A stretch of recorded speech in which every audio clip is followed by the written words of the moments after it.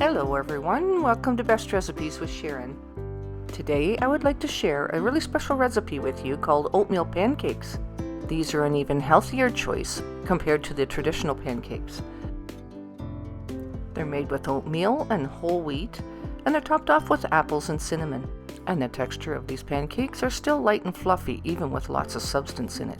They have a little brown sugar in them and a hint of cinnamon, which makes them absolutely delicious. Before we get started, I want to make you aware that there's a cookbook now available on Amazon, and I have provided a quick link in the description below this video. Alright, without further ado, let's get back to today's featured video. It makes enough for about 6 or 7 pancakes. We'll pre-pour some wholesome ingredients and get right to making this.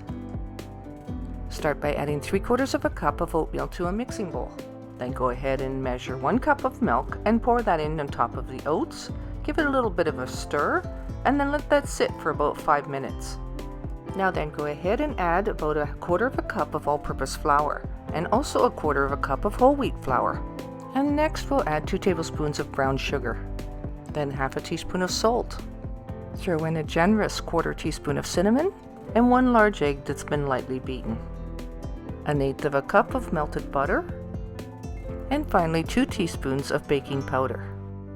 Then go ahead and take your large spoon and mix this until it's well combined. And this is what your batter will look like.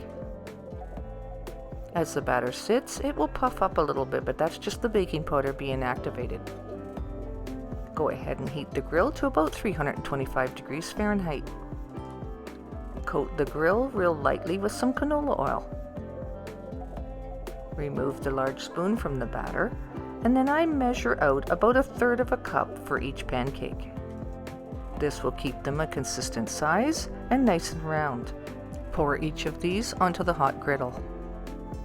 Spread them out a little bit and leave a little room between each pancake.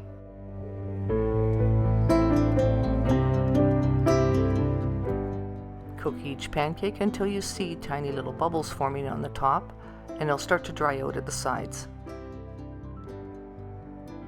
This will only take a couple of minutes, so keep an eye on them and then flip them over when they're brown underneath like this.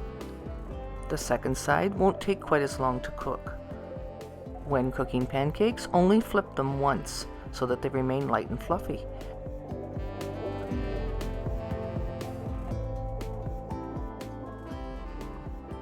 Now that they're golden brown underneath, I'm going to remove them from the griddle and place them underneath so that they keep nice and warm.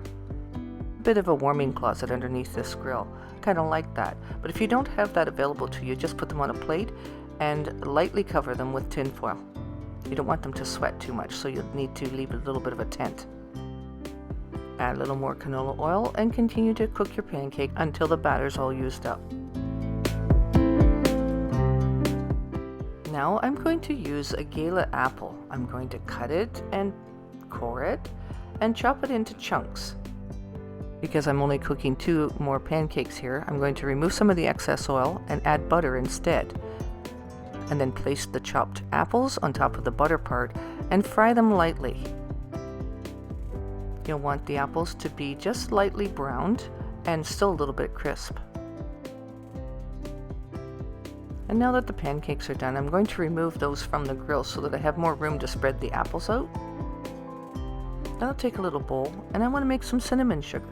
So you'll use about 1 part of cinnamon and 2 parts sugar. Use a little spoon and mix that together until the cinnamon and sugar are well combined. And sprinkle that over your apples while they're still cooking in the butter. And the total cook time of the apples will probably only be between 5 and 7 minutes. You only want them to start to soften and remain a little bit crisp. Okay, so let's plate up our signature dish. And you can watch this come together quickly. You can see that the pancakes have a really nice texture. These will put a really good bottom to any hungry stomach. Now to place the fried apples over the top.